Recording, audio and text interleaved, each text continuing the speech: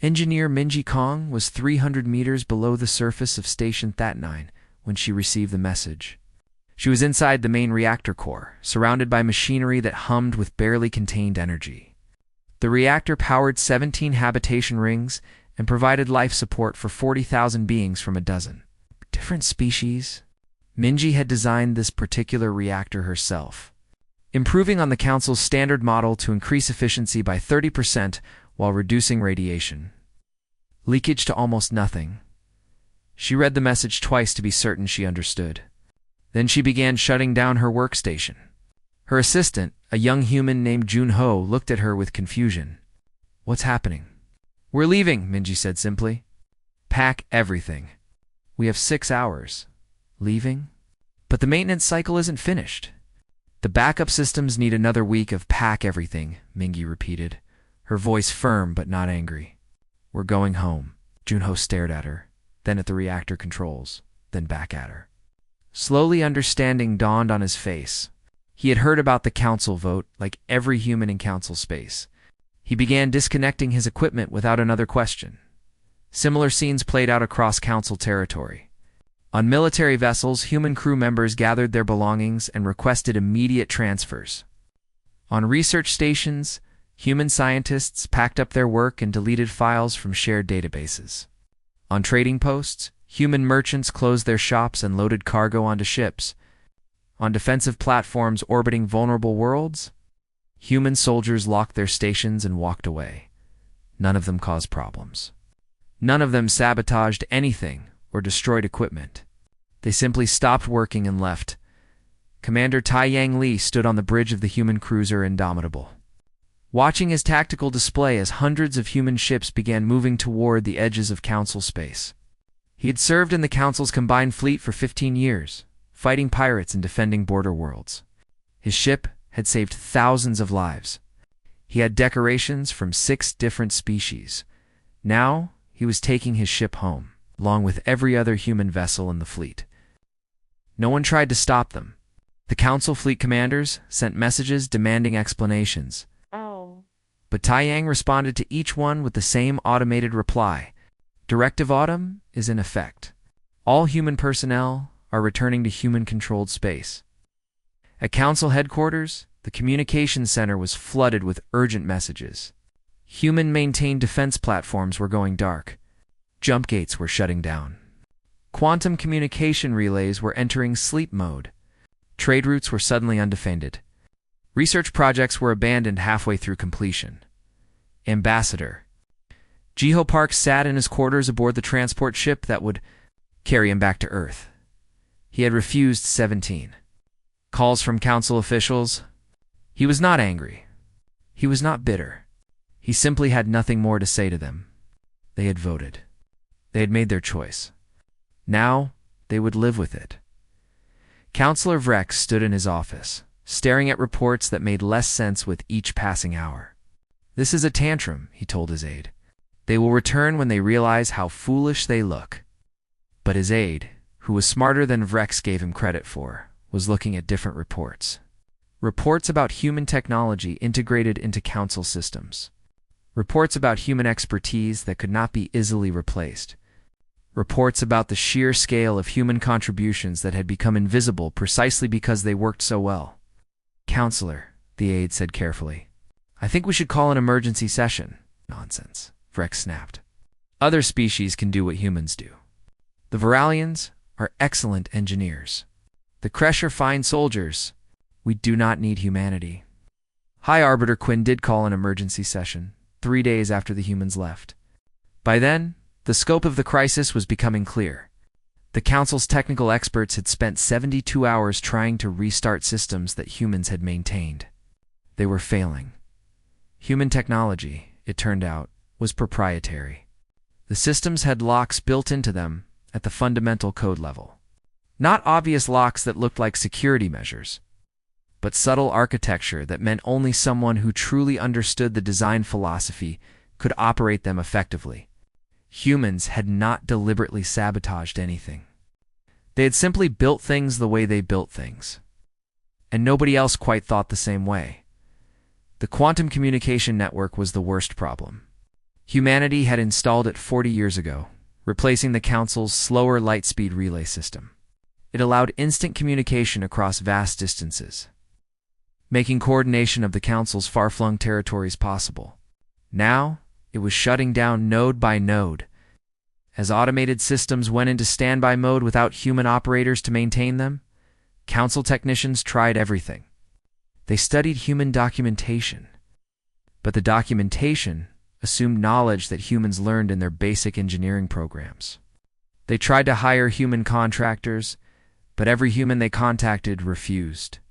They tried to reverse engineer human equipment, but found that the most critical components were manufactured in processes they could not replicate. How did we let this happen? One counselor demanded during the emergency session. How did we become so dependent on one species?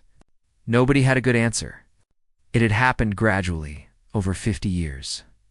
Humans had been so helpful, so willing to contribute, so good at solving problems. It had seemed natural to let them handle more and more of the infrastructure. They never demanded control or special privileges. They just did the work. Now the work was not being done, and the Council was beginning to understand what that meant. On military frequencies, alarm was spreading.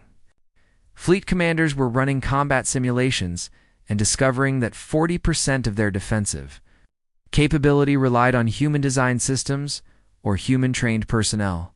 Defensive platforms that humans had built were now offline. Tactical doctrines that humans had developed were suddenly useless because nobody else quite understood the reasoning behind them. And then the first reports came in from the void sector, the place humans had been warning about for 2 years. Energy signatures were intensifying. Unidentified ships were appearing on long-range sensors. Something was coming. High Arbiter Quinn read the reports with growing dread.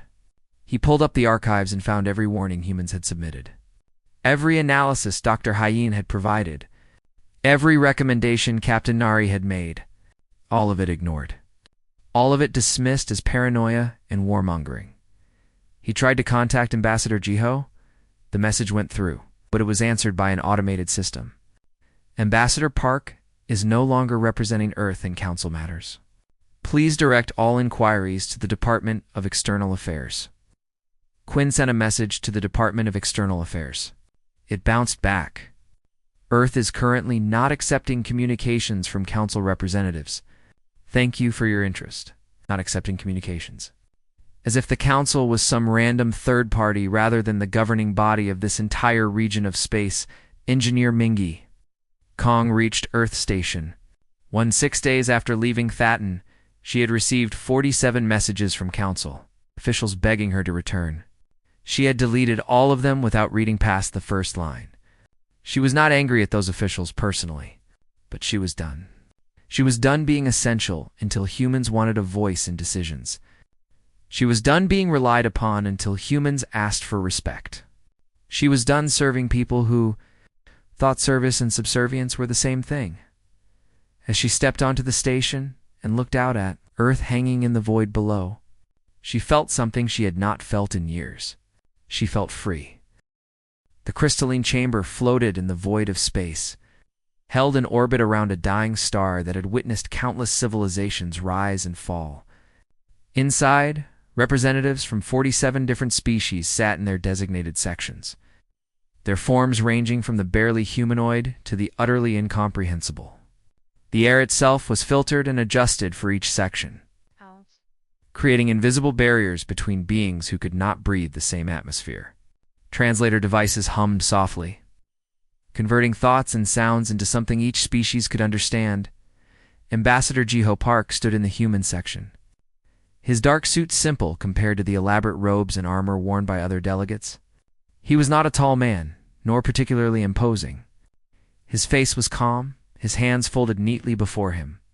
Beside him sat Captain Neri Song, her military uniform crisp and decorated with ribbons. Earned over 20 years of service, Dr. Hyen Choi occupied the third seat, his fingers tapping quietly on a data pad that displayed streams of information only he seemed to understand. The Galactic Council had governed this section of space for 800 years. It was an old institution, proud of its history and certain of its wisdom. Species joined, contributed what they could, and benefited from the collective security and trade networks that stretched across 1,000 solar systems. Humans had joined 50 years ago, eager and perhaps a bit desperate to prove themselves worthy among beings who had mastered space travel while Earth was still splitting atoms. In those 50 years, humanity had contributed more than anyone expected. Human engineers repaired stations and built new ones. Human soldiers defended borders and trained others in combat tactics. Human scientists shared research and collaborated on projects that pushed the boundaries of known physics. And human merchants established trade routes that brought prosperity to dozens of worlds. But today, the Council was voting on Resolution 7743. High Arbiter Quinn read the resolution aloud, his voice carrying through the chamber with the weight of authority. The resolution was long and filled with diplomatic language, but its meaning was clear enough. Humans would continue to contribute their military forces, their technology, and their resources to the Council. However, humans would no longer participate in strategic planning sessions. They would not have access to intelligence briefings. They would not vote on military deployments or defensive strategies. Counselor Rex had proposed the resolution 3 months ago. He was a Thalaxian, a species that had been part of the Council for 600 years. His skin was deep purple, and his eyes glowed with an inner light that made him seem constantly angry. He had never liked humans, finding them too aggressive, too unpredictable, too willing to question authority. The humans bring chaos wherever they go, Rex had said during the first debate. They see threats in every shadow. They want to prepare for wars that may never come. Their paranoid nature disrupts our carefully maintained peace. The debate had lasted weeks. Some counselors defended humanity, pointing to their record of service and sacrifice. But more sided with Rex, uncomfortable with how quickly humans had gained influence, worried about their growing military capabilities, concerned about their habit of speaking truth to power without the diplomatic cushioning other species employed. The final straw had been the Void Sector reports. For 2 years, human scout ships had been sending back warnings about unusual activity in the dark space beyond Council borders. Energy signatures that didn't match any known technology. Debris from destroyed ships that belonged to species no one had seen before. Dr. Hyan had presented analysis after analysis, showing that something was gathering strength out there. Something that posed a genuine threat. The Council had dismissed every report. Verks called them fabrications designed to justify increased human military spending. Other counselors simply couldn't believe that after 800 years of relative peace, any serious threat could emerge. Some suggested humans were seeing patterns in random noise, because their primitive instincts made them crave conflict. Now the vote was being called. Jiho watched the display as votes registered. Green lights for yes, red lights for no. The green lights outnumbered the red by a significant margin. 32 species voted to pass Resolution 7743. Only 11 voted against. For abstained, Vrex stood, his face displaying what might have been satisfaction. The resolution passes. Humanity will continue to serve the Council, but will do so under appropriate supervision. Their contributions are valued, but their judgment is not. He looked directly at Jiho when he said this. Several other counselors laughed. It was not cruel laughter exactly, but it was dismissive. The laughter of beings who believed they knew better, who had convinced themselves that humans should be grateful for being allowed to participate at all. Jiho stood slowly. He did not look angry. His face showed no emotion at all. He simply nodded once, as if Rex had said something perfectly reasonable. "We understand," he said quietly. Then he turned and walked toward the exit. Captain Nari stood immediately and followed. Dr. Hyan closed his datapad, tucked it under his arm, and joined them. The other human delegates rose from their seats throughout the chamber. 23 humans in total, representing Earth and her colonies. Not one of them said another word. They simply walked to the exits in silence. Some counselors stopped laughing, sensing something wrong. Others continued to smile, certain the humans would return within days. Perhaps hours, ready to apologize and beg for their status to be restored. Vrex waved dismissively. "Let them sulk," he said. "They will learn humility." High Arbiter Quinn watched the last human disappear through the chamber doors. Something about the way they left troubled him, but he could not identify what. They had not argued. They had not threatened. They had not even looked back. They had simply acknowledged the council's decision and departed. As the doors sealed shut, Captain Nari touched a small device on her wrist. She sent a single message to every human ship, every human station, every human colony in council space. The message was short, just 2 words and a number. Ow! Directive Autumn. Execute immediately. Across 1,000 solar systems, humans began to move. 3 weeks after the humans left, the invasion began. It started at the edge of council space, the void sector that humans had warned about for 2 years. A fleet emerged from dark space, ships that moved with purpose and precision. They were not explorers. They were not traders. They were conquerors who had been watching and waiting for the right moment to strike. The council's border stations detected them too late. The defensive platforms that should have bought time for evacuation were offline. Their human operators gone, and no one else able to bring them back to full functionality. The few platforms that were operational fought bravely but were overwhelmed within hours. The first colony to fall was Viridian Prime, home to 8 million beings from 5 different species.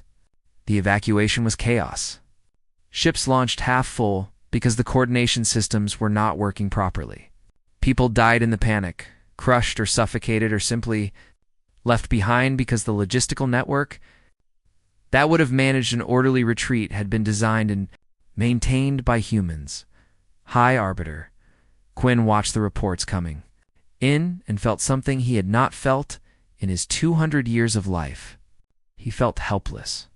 He sent urgent messages to every council fleet demanding they converge on the invasion point. But the fleets were scattered across vast distances. And without the quantum communication network operating at full capacity, coordination was difficult. Ships arrived piecemeal instead of in organized battle groups. The council fleet fought hard. Soldiers from dozens of species gave their lives trying to stop the invasion. But they were fighting with one hand tied behind their backs. Tactical systems that would have predicted enemy movements were malfunctioning. Supply chains that would have kept ships armed and fueled were breaking down. Intelligence networks that would have provided crucial information About enemy capabilities were operating on outdated light speed relays instead of quantum instantaneous updates. Admiral Sora. Yun watched the battle reports from her flagship, the Soul's Pride, which floated in human space 300 light-years from the fighting. Her crew was at combat readiness, weapons charged and shields at maximum. But they were not moving to help. They were defending the new human borders, the line humanity had drawn around their own systems and colonies. Admiral, her tactical officer, said quietly, "We could be there in 6 hours. We could turn that battle." "We could," Sora agreed.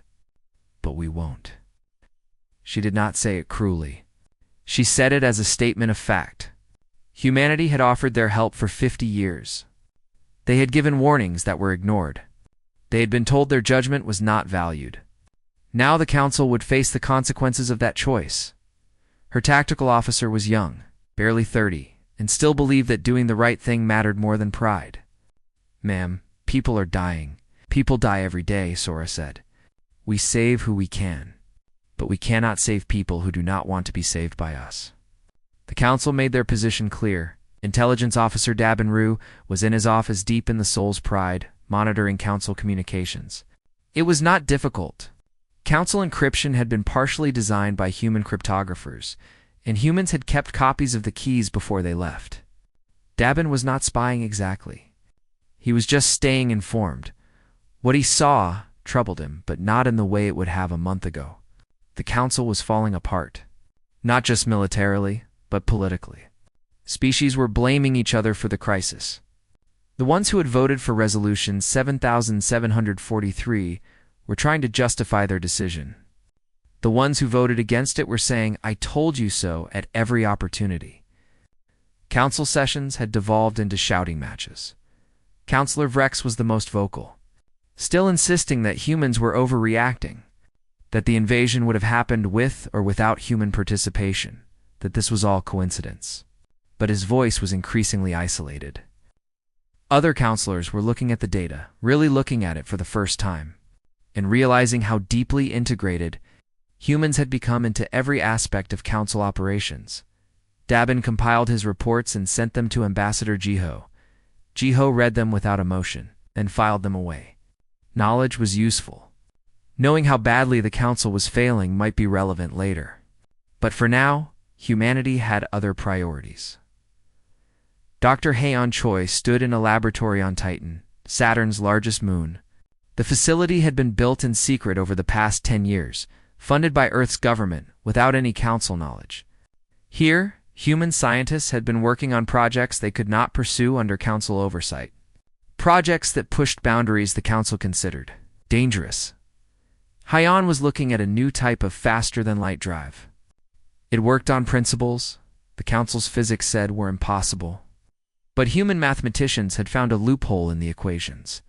The drive was smaller, faster, and more efficient than anything the council used. With this technology, human ships could go places council ships could not reach and do it in a fraction of the time. How long until we can install these on the fleet? Haeon asked his lead engineer. 6 months for full rollout, the engineer replied. But we can have prototype installations in 3 months for testing. Make it 2 months, Haeon said. We need every advantage we can get, because Haeon knew something the council did not know. The invasion fleet attacking council space was not the main threat. It was a scouting force, testing defenses and gathering intelligence. The real invasion, the one that would come later, would be 10 times larger. Haeon's analysis of the void sector data made that clear. He had tried to explain this to the council 2 years ago. They had dismissed his concerns as paranoid speculation. Now they were learning he had been right about the first wave. Soon they would learn he was right about the second wave too. By then, it would be too late for them. But it would not be too late for humanity. Because humans had been preparing, back in council space, 12 colony worlds had fallen in 3 weeks. The invasion fleet was not slowing down. They moved with the efficiency of a force that knew exactly what it was doing, hitting targets in a sequence that suggested detailed intelligence about council defenses and response capabilities. High Arbiter Quinn finally understood what had happened. The enemy had been watching for years, just as humans had warned. They had seen humans leave. They had seen the council's defensive capabilities drop by nearly half overnight. They had seen the chaos and confusion as species struggled to cover gaps they had not known existed. And they had struck at the perfect moment. Quinn sat alone in his office, staring at casualty reports. Millions dead. Tens of millions displaced. And the invasion was just beginning. He thought about Ambassador Jiho's calm face as he walked out of the council chamber. That expression had not been anger. It had been something worse. It had been the look of someone who had tried to help and been rejected, who had warned of danger and been mocked, who had finally decided that some people could only learn through suffering. Quinn pulled up a secure channel and tried once more to contact anyone in human leadership. This time, the call went through. Ambassador Jiho's face appeared on the screen. Ambassador Quinn said, trying to keep his voice steady, "We need your help." "The invasion? I am aware of the invasion," Jiho said calmly. "We have been monitoring the situation, and you know how desperate things are. We need human ships, human technology, human expertise. Please, we are willing to discuss terms now," Jiho said simply. Quinn felt something break inside him. "You would let billions die because of politics?" "We would let billions face the consequences of their choices," Jiho corrected. "You did not want our warnings. You did not want our judgment. You did not want our participation in strategic decisions. You wanted our service without our input. That is not a partnership. That is slavery, dressed in diplomatic language." "We made a mistake," Quinn admitted. "We were wrong. Counselor Vrex was wrong. The vote was wrong. I am asking you, on behalf of every innocent being in council space, please help us." Jiho looked at him for a long moment. When he spoke, his voice was not cruel. but it was final. High Arbiter, humanity spent 50 years earning respect that you took away in a single vote. We spent 2 years warning you about this threat. We gave you data, analysis, and concrete recommendations. You ignored all of it. Now you ask us to save you from the disaster we told you was coming.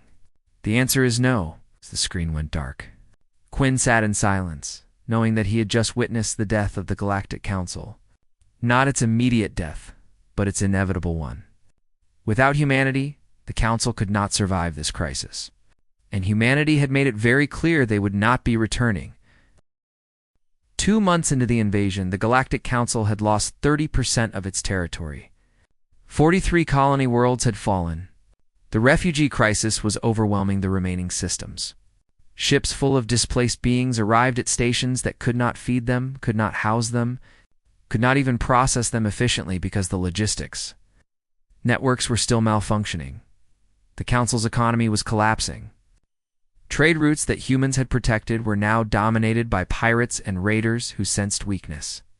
Merchant ships refused to travel without military escorts, but there were not enough military ships to go around. Prices for basic goods skyrocketed. Species that had never known hunger began to experience food shortages, and still the invasion continued, methodical and unstoppable. Counselor Vrex's office was empty. He had resigned in disgrace 3 weeks ago after a particularly brutal council session where 14 different species had taken turns listing every way his arrogance had contributed to the crisis. He had left council space entirely, returning to his homeworld, where he would spend the rest of his life as the being who had destroyed 800 years of peace. High Arbiter Quinn was still in office, but only because someone needed to be. He slept 3 hours a night and spent the rest of his time trying to hold together a council that was fracturing along every possible line. Species were making separate peace deals with the invaders. Others were trying to negotiate their own treaties with humanity. A few were simply abandoning council space altogether, loading their populations onto whatever ships they could find and fleeing to distant sectors. Quinn knew he had one last option. He had to go to humanity himself. Not send a message, not transmit a formal request. He had to physically travel to human space, stand before their leaders, and beg for mercy. The council ship that carried Quinn and his delegation was old and slow without human upgrades. The journey that would have taken 3 days with quantum jump gates took 2 weeks on conventional faster-than-light drives. When they finally arrived at New Sol, the new capital world humanity had established in their independent space, Quinn felt as if he had aged years. New Sol orbited a yellow star very similar to Earth's sun. The planet itself was being terraformed, its atmosphere slowly adjusted to support human life. Orbital stations ringed the world, busy with construction and commerce. Quinn could see the ships coming and going, human vessels that moved with precision and confidence. What shocked him most was the military presence. Human warships everywhere, more than he had known existed. These were not the ships that had served in the Council fleet. These were different designs, sleeker and somehow more dangerous looking. Quinn realized with growing horror that humanity had been building a separate military for years. One they had never told the Council about. The delegation was granted permission to land at the central governmental complex. As they descended, Quinn looked out the viewport at a city rising from newly settled ground. Buildings in human architectural styles, streets full of people going about their lives without fear or panic. This was not a civilization in crisis. This was a civilization thriving. Ambassador Jiho Park met them in a conference room that was deliberately simple. No grand displays of power, no impressive architecture meant to intimidate. Just a room with a table and chairs. Jiho sat on one side with Captain Nari Song and Dr. Hyan Choi. Quinn sat on the other side with his small delegation. "Hi, Arbiter," Jiho said politely. "You traveled a long way. I hope your journey was safe." "Safe enough," Quinn replied. "Ambassador Park, I will not waste your time with diplomatic language. The Council is dying. We need humanity's help." "We are prepared to offer no," Jiho said. The word hung in the air. Quinn had prepared a long speech. He had brought data showing casualty numbers. He had drafted treaties that would give humanity unprecedented power within the Council. None of it mattered because Jiho had refused before hearing any of it. "You have not heard our offer," Quinn said carefully. "I do not need to hear it," Jiho replied. "Because no offer will change our answer. Humanity is not returning to the Council." Another delegate at Quinn's side, an elder named Vex, who had always supported humanity, spoke up. His voice was weak with age and stress. "Jiho, I know you. I served with you for 20 years. We fought together. We bled together. Does that mean nothing?" For the first time, Jiho's expression softened slightly. "Elder Vex, you were a friend. You voted against Resolution 7743. I remember. But one friend does not make up for an entire council treating us as servants. I am sorry, but my answer remains no." Captain Nari spoke next, her voice carrying the authority of someone who had commanded in battle. "The Council's military is broken. You lack coordination, supply chains, and tactical capability. You need human forces to stop the invasion. I understand. But understand this. In return, we warned you this was coming. We begged you to prepare. You called us paranoid warmongers." "We were wrong," Quinn said, his voice breaking slightly. "We were foolish and arrogant and wrong. I admit it fully. But must billions of innocent beings pay for our mistakes?" "Yes," Dr. Hyen said bluntly, "because that is how consequences work. The Council made decisions that have results. Those results are unfolding now. It is not humanity's responsibility to shield you from reality." Quinn felt desperation rising in his chest. "We will give you anything. Full Council membership with veto power, control of military operations, access to resources from every member species. Name your price." "There is no price," Jiho said, "because we are not interested in saving the Council. The Council is a failed institution. It had 800 years to prove itself, and in the end, it chose pride over wisdom. Some things should not be saved." Counselor Vrex's replacement, a younger representative named Krill, had been quiet until now. But desperation made him foolish. He stood abruptly, his voice rising in anger. "You are condemning billions to death. You are monsters. We should have never let your savage species join the Council in the first place." The room went very quiet. Captain Nari stood slowly, her hand moving toward her sidearm before stopping. She did not need a weapon to be threatening. Her eyes were cold as she looked at Krill. "We served the Council for 50 years, she said softly. "Human soldiers died, defending worlds that were not ours. Human engineers built stations for species that mocked us. Human scientists shared research that was stolen and patented without credit. And we did it all without complaint because we believed in the ideal of the Council. That ideal was a lie. So yes, we are walking away while you burn, because you do not deserve saving." Krill opened his mouth to respond, but Quinn grabbed his arm hard enough to hurt. "Sit down," Quinn hissed. "You have said enough." Jiho watched this exchange with that same calm expression he had worn in the Council chamber 2 months ago. "High Arbiter, I think this meeting is over. Your delegation will be given fuel and supplies for your journey home. But there will be no alliance. No rescue. No second chances." "Please," Elder Vex said, his voice barely a whisper. "If you will not save the Council, at least save the innocents. The refugees. The children. They did nothing wrong." For a long moment, Jiho said nothing. Then he exchanged glances with Captain Nari and Dr. Hyen. Some wordless communication passed between them. "Human ships will conduct limited evacuation operations," Jiho finally said. "We will save who we can from the invasion zones. We will establish refugee stations in neutral space where beings can seek shelter. But this is humanitarian aid, nothing more. We are not your allies. We are not your saviors. We are simply doing what is right because we, unlike the Council, do not abandon people in need." It was something. Not much, but something. Quinn nodded, knowing he would get nothing more. "Thank you, Ambassador." "Do not thank me," Jiho said. "Thank the fact that humans believe in helping the helpless But understand this clearly. We are helping refugees. We are not helping the Council. Your government, your institution, your power structure can collapse and fall into dust. We will not lift a finger to prevent it. The meeting ended. As Quinn and his delegation walked back to their ship, Elder Dex stayed close to the High Arbiter. We created this, Dex said quietly. We treated them as servants and now act surprised when they refuse to serve. I know, Quinn replied. I know.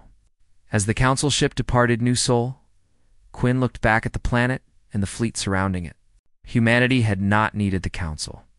They had built their own civilization, their own power, their own future.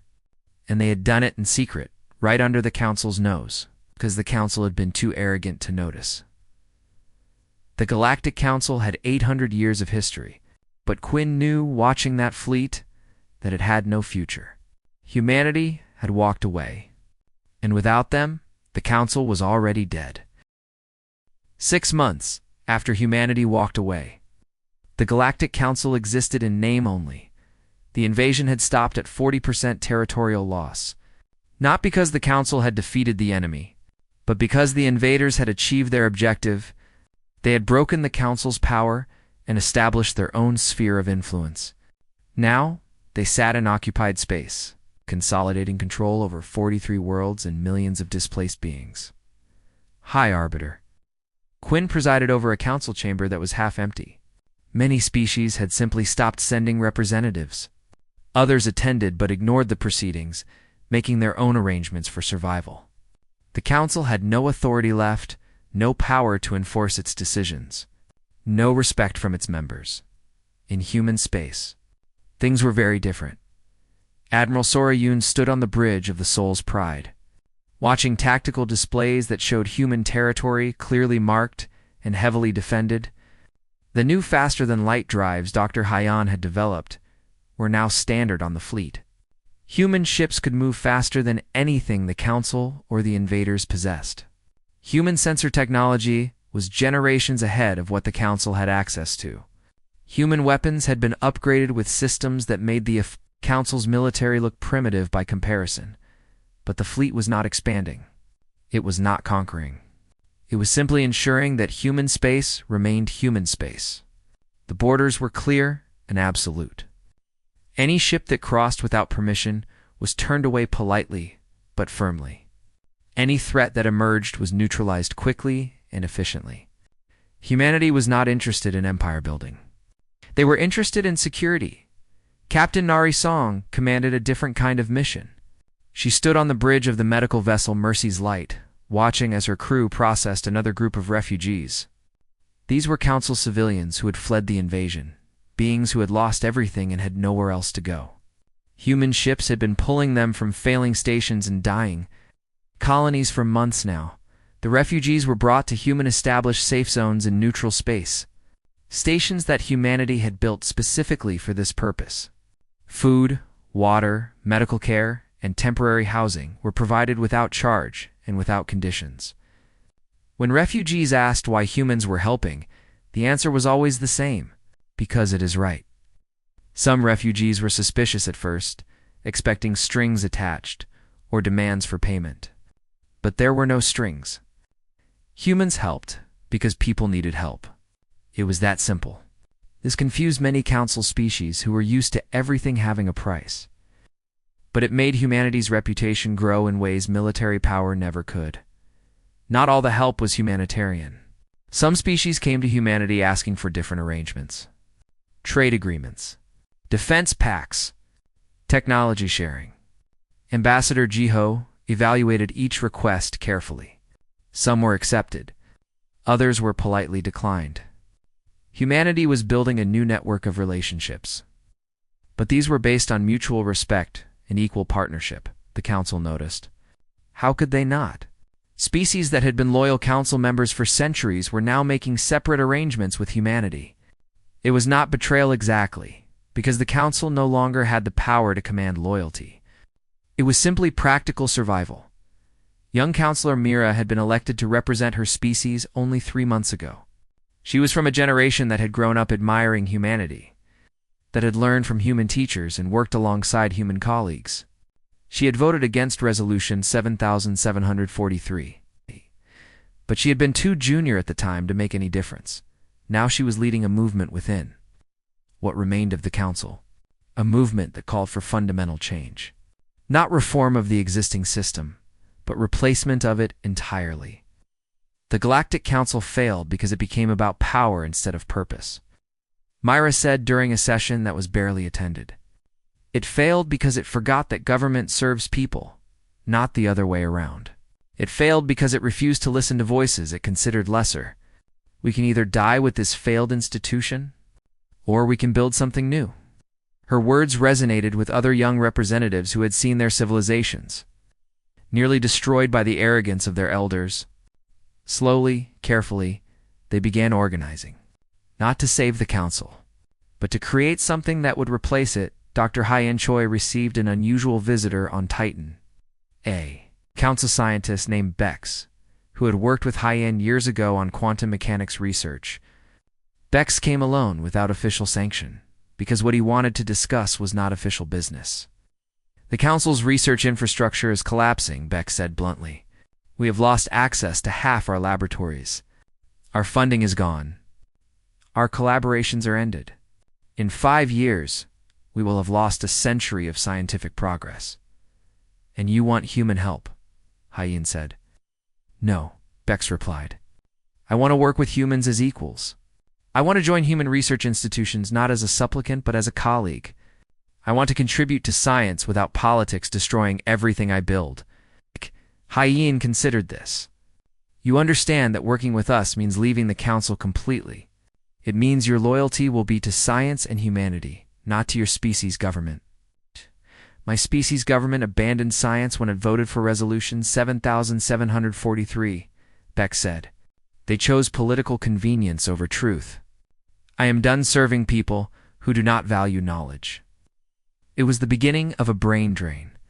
Scientists, engineers, doctors, and scholars from across Council space began quietly reaching out to humanity. They did not come as refugees.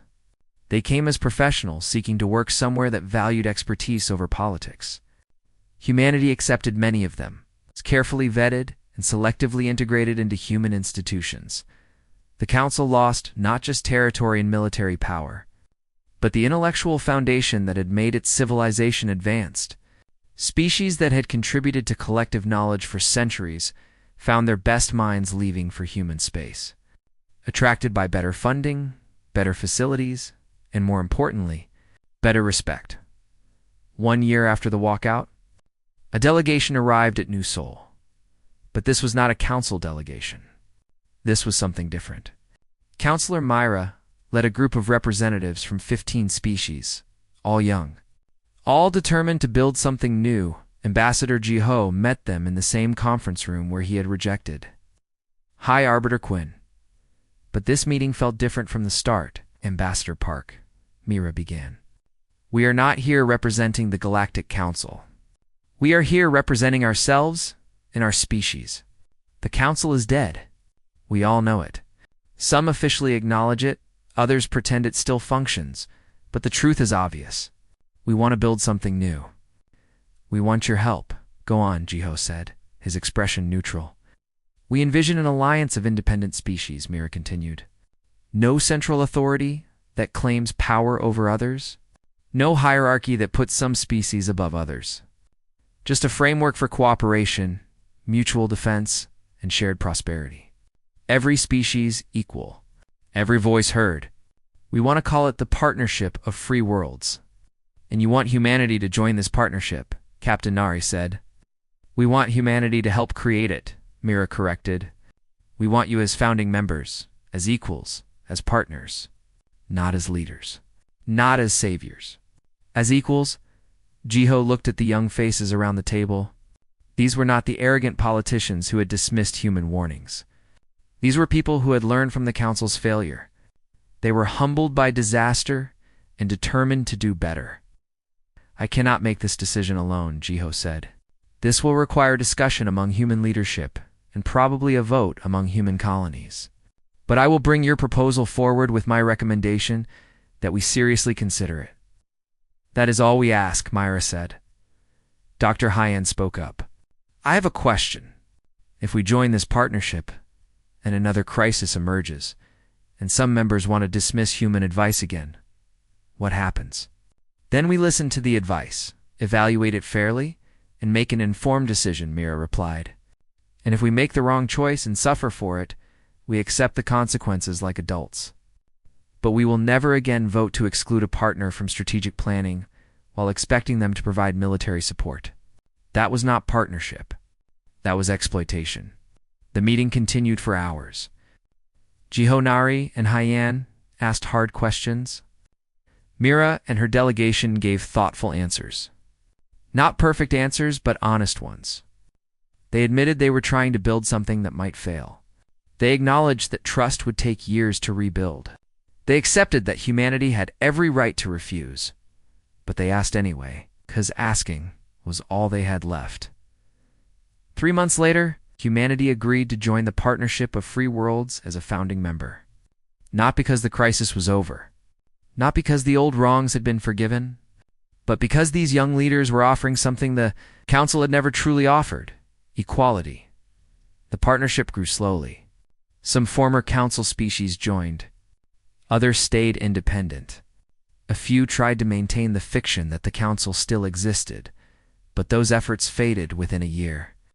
The invasion occupiers remained in their conquered space, but they never pushed further. Human defensive capabilities made it clear that any expansion would be costly, and they were content with what they had taken. Admiral Sora Yoon retired 5 years after the walkout. At her retirement ceremony, she spoke to a room full of human officers who had never served in the Council fleet.